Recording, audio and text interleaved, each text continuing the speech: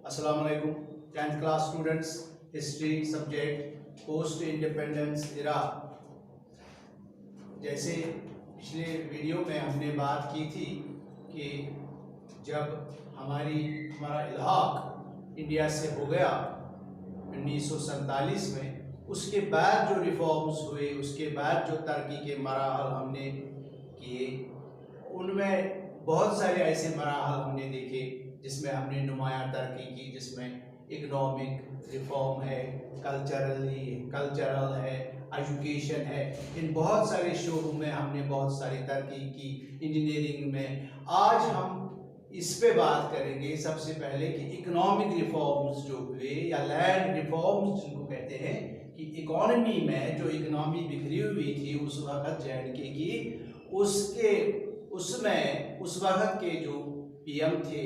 उस वक्त की जो वजारत थी, उस वक्त का जो हुकूमत था, उसने क्या कुछ काम किया। सबसे पहला काम 50 में जो big land state abolition act बनाया गया, पास किया गया, उसमें यह बताया गया कि लैंडलॉर्डिज्म जो प्रीवियसली काम कर रहा था जे.एंड.के में, वो खत्म होगा। अब उस लैंडलॉर्डिज्म ये नहीं चलेगा। उस लैंडलॉर्डिज्म में क्या था, ये इसकी जमींदारी सिस्टम में क्या था, इसमें हमने देखा था कि ज्यादातर जो जागीर्स हैं, जो जागीर्स दिए गए थे बहुत सारे लोगों को इन लिeu ऑफ देयर एम्प्लॉयमेंट, और कुछ ऐसे वजह से कि ये बड़े लोग हैं कि ब्यूरोक्रेसी है, इनको जागीर्स मिले थे या मुआफिज या कुछ लैंड ऐसा मिला था जो रेवेन्यू जो जिनका मुकर्रर हुआ था रेवेन्यू, और वो या तो किसी मजहबी तौर पे वो मुकर्रर किया गया था वो लैंड, वो अब खत्म हो गया। या चकदारी सिस्टम जिसमें मिडलमैन रहता था टिलर एंड जिस पीजेंट के दरमियान, ये चकदारी सिस्टम खत्म हो गया। और हम देखते हैं ये सब कुछ जो बिदात थे ये इस एक्ट के तहत खत्म हो गए। और इसी के तहत हम देखते हैं पीडब्ल्यूडी यानी जो पब्लिक वर्क्स डिपार्टमेंट है, इसी के साथ में इरिगेशन है, उसमें भी बहुत नुमाया काम किया गया, जिसकी बिना पे बहुत सारे प्रोजेक्ट साथ में लिए गए, इरिगेशन ठीक किया गया। और नतीजतन क्या हुआ कि फूड प्रोडक्शन जो था उस वक्त, फूड प्रोडक्शन इंक्रीज होने लगा। हमने फूड प्रोडक्शन में बहुत तरक्की की। वो हमको इस तरह से सबूत मिलता है कि अगर हम 1951 से लेके 52 का जो देखते हैं, जो हमारा एग्रीकल्चरल जो हमारा डिमांड था या उसमें प्रोडक्शन था वो 82.56 था, वो बढ़ के 166.10 लाख बॉम्ब्स 1964 और 65 में हम देख रहे हैं। यानी इस दरमियान हमने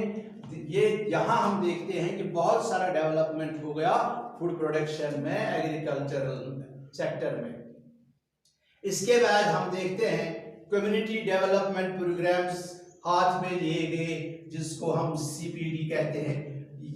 ताकि ये देखे कि कहाँ किस चीज़ की ज़रूरत है एग्रीकल्चरल फील्ड्स में, और कहाँ कुछ क्या करना है जिससे कि हमारा ज़राअत, जिससे कि हमारा एग्रीकल्चर सेटअप ठीक हो जाए, और इस तरह से हमारी जो इकॉनमी है वो बेहतर हो जाएगी। इंटेंसिव एग्रीकल्चरल डेवलपमेंट प्रोग्राम्स हाथ में लिए गए।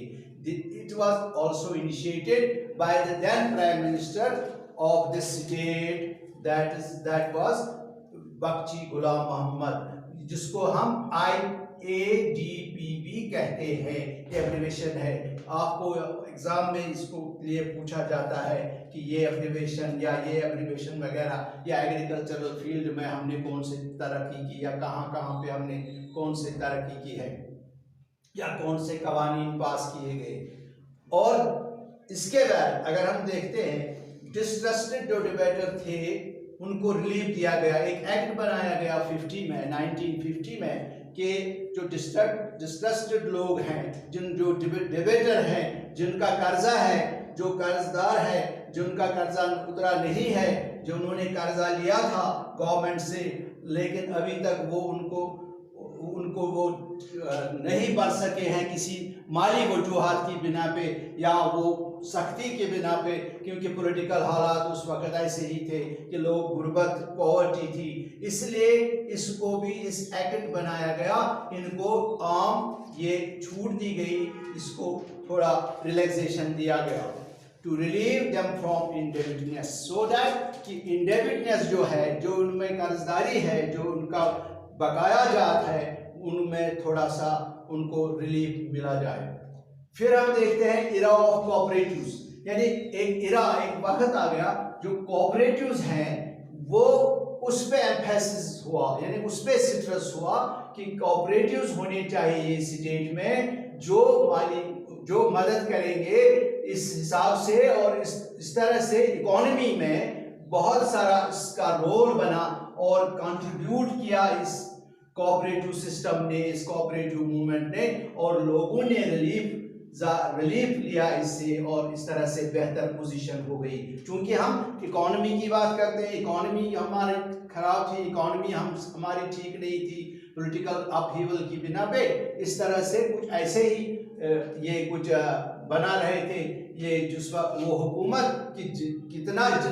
हो सके हमसे हमारी जो ज़राअत या प्रोडक्शन या इस इकोनॉमिक सेक्टर में हम बेहतर कर सके। और एक अंग्रेज था, एक इंग्लिश मैन, सर डेनियल थॉर्नर, ये इकोनॉमिस्ट था, एग्रेरियन भी था उस वक्त, क्योंकि चूंकि हम कॉलोनियल रूल, ब्रिटिश रूल था, वो यहाँ आया, वो कामयाब हो गया कि ये जो इम्प्लीमेंटेशन जो लॉज हुए थे एग्रीकल्चरल में, उसने बहुत कोशिश की, उसकी बिना पे उनकी कोशिश की बिना पे बहुत सारा निज़ाम जो एग्रीकल्चरल में था उसने भी कुछ सजेशन दी, तो ये ठीक होता गया।